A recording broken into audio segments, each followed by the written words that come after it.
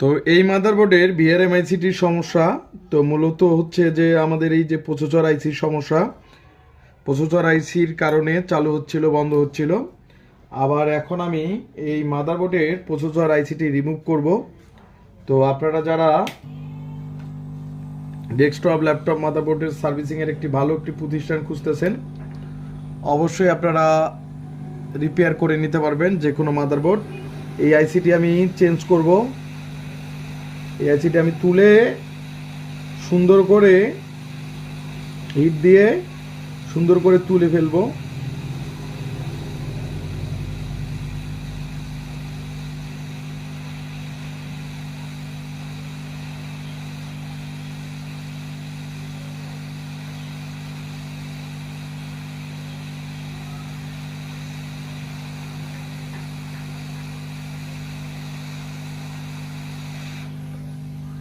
এটা আমি তুলে ফেললাম, আপনারা দেখতে পাচ্ছেন যে এই আইসিটি আমি তুলে ফেললাম। এখন আমাকে, আপনারা অনেকে ভাবেন যে আমরা আইসি মনে হয় চেঞ্জ করি না, তো এই আইসির দাম কিন্তু একরকম, এই আইসির প্রাইস একরকম।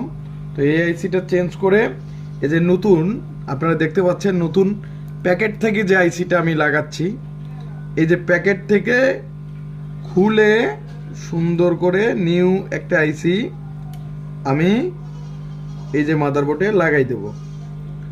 তো আপনারা অনেকে ভাবেন হয়তো আমরা আইসি চেঞ্জ করি না, তো তার জন্য হয়তো আপনারা অনেক কিছু ভাবেন যে আইসি চেঞ্জ না করলে ভাই বোর্ডে ওকে হবে না, এই কথাটা মাথায় রাখেন। এখন এই যে নতুন যেহেতু আইসি সেহেতু সল্ডারিং করা নেই, সেই সূত্রে আমাকে সুন্দর করে সল্ডারিং করতে হবে। তো যারা এই ধরনের কাজ নিয়ে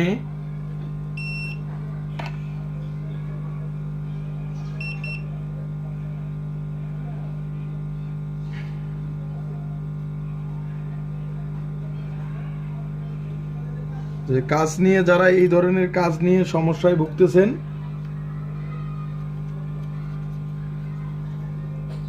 তারা অবশ্যই আপনারা আমাদের ডেস্কটপ ল্যাপটপ আইসি লেভেলের কাজগুলো করে নিতে পারবেন আমাদের ল্যাব থেকে।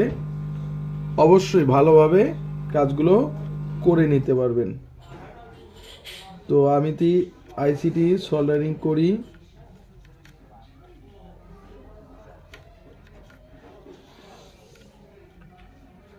আমি যেহেতু আইসিটি সল্ডারিং করলাম, এখন সুন্দর করে আমাকে আইসিটি লাগাই দিতে হবে এবং দেখতে হবে আইসিটি সুন্দরভাবে সল্ডারিং হয়েছে কিনা।